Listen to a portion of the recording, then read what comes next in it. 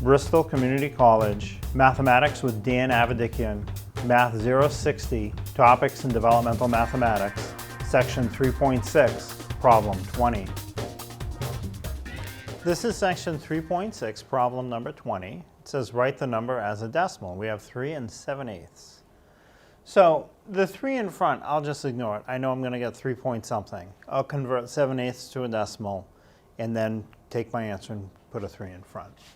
Now, I mentioned with most of these, if you happen to have a calculator that you can use, getting a decimal equivalent for a fraction just involves doing the numerator divided by the denominator equals, and the calculator will give you the answer immediately. Now, I don't happen to have the calculator with me, so what we do is write the fraction as a division. You do the numerator under the division symbol and the denominator in front of the division symbol. So, 8 divides into 7. 7's not big enough, it won't fit. So write the 7 as a 7.0, but treat it as if it's a 70. And when I do that, that decimal has to come straight up in my answer. So now, 8 divides into 70. It will go in 8 times. 8 times 8 is 64. 70 minus 64 is 6.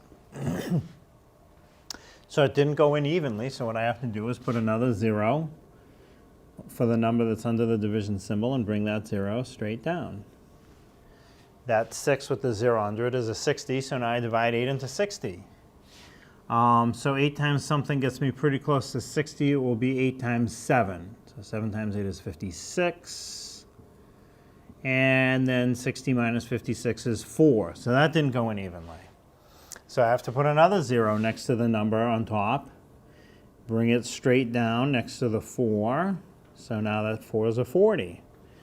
8 divides into 40. Well, that does go in perfectly. It goes in 5 times. 5 times 8 is 40. I have 40 minus 40. Now the remainder is 0, so I'm done. It's 0.875.